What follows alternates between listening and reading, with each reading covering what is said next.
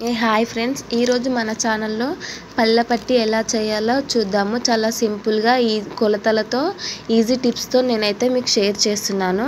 ఎవరైనా కొత్తగా చూస్తే మన ఛానల్ని సబ్స్క్రైబ్ చేయండి. ఇలా విరిస్తే ఇట్లా విరిగిపోవాలన్నమాట. దీనికి ఒక టిప్ ఉంది, అది నేను లాస్ట్లో చెప్తాను. లాస్ట్ వరకు చూడండి. ముందుగా 1 కప్ పల్లీలు అయితే తీసుకోవాలి. తీసుకొని మంచిగా మీడియం టు లో ఫ్లేమ్లో మంచిగా వేయించాలి. అవి ఎంత మంచిగా వేగితే పళ్ళ పట్టి అనేది అంత మంచిగా ఉంటుంది. లేకపోతే మెత్తగా ఇట్లా పంటికి అతుక్కుపోతుంది అన్నమాట. మళ్ళీ తొందరగా ఖరాబ్ అయిపోతుంది, బూజు వచ్చేస్తుంది, లేదా ఇట్లా మెత్తబడిపోతుంది. మ్యాక్సిమం ఒక 15 మినిట్స్ దాకా మీడియం టు లో ఫ్లేమ్లో మంచిగా వేయించుకోవాలి.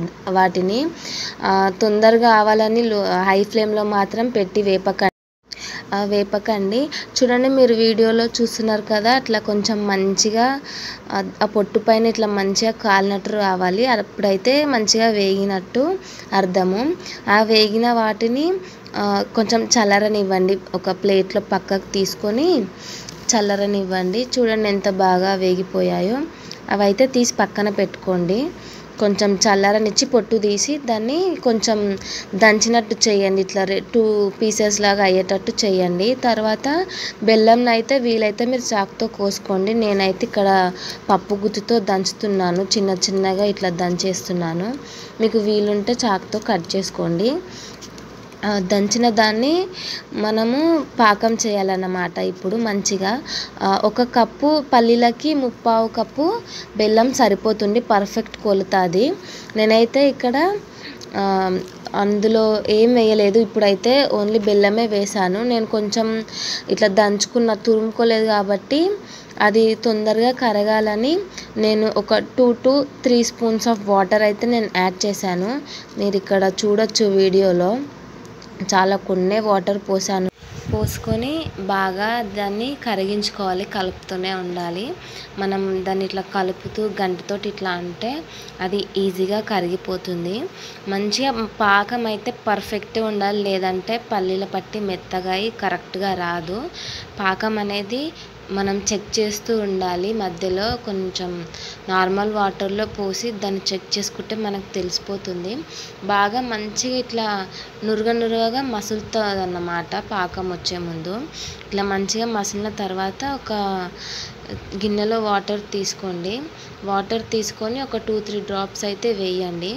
వేసి ఒక 1-2 సెకండ్స్ తర్వాత మనం చేతితో ఇట్లా చూస్తే ఇట్లా విరగాలన్నమాట. ఇట్లా మనం తుంచితే పట్టుమని సౌండ్ లాగా ఇట్లా విరగాలి. ఇట్లా దాన్ని కింద ఇట్లా కొడితే సౌండ్ రావాలి. అట్లా వస్తే అది పర్ఫెక్ట్ పాకం వచ్చినట్టు. అలా రాగానే మనం మంటని సిమ్లో పెట్టిన తర్వాత కొంచెం ఆయిల్ అయితే ఆయిల్ వేసుకొని, లేదంటే నెయ్యి ఉంటే నెయ్యి వేసుకొని, నెయ్యి తినని వాళ్ళు అయితే కొంచెం ఆయిల్ పోసుకోండి. పోసుకున్న తర్వాత మనం ముందుగా చల్లార పెట్టుకున్న పల్లీలను అయితే ఇట్లా 2 పీసెస్గా చేసి పక్కకు పెట్టుకోమన్నాను కదా, అదైతే తీసి రెడీగా పెట్టుకోండి పక్కన. ఇందులో నేను ఒకటి సీక్రెట్ టిప్ చెప్తాను అన్నాను కదండి, అదైతే ఇప్పుడు చెప్తున్నాను. మన ఇంట్లో అందరి ఇంట్లలో వంట సోడా ఉంటుంది కదా, ఒక చిన్న స్పూన్, ఒక మన చాయ్ చెంచా స్పూన్ అంతా వంట సోడాని ఇందులో వేయండి. వేస్తే కొంచెం ఇట్లా పాకం అంతా నురగగా వస్తుంది. కానీ ఇది అనేది మన పళ్ళ పట్టి చాలా మంచిగా ఇట్లా ఈజీగా విరిగేటట్టుగా ఉంటుంది. మనం ముందుగా పళ్ళను అయితే కొంచెం దంచినట్టు చేసి 2 పీసెస్ లాగా చేసుకున్నవి ఇప్పుడు ఇందులో యాడ్ చేయాలి. నేనైతే యాడ్ చేశాను.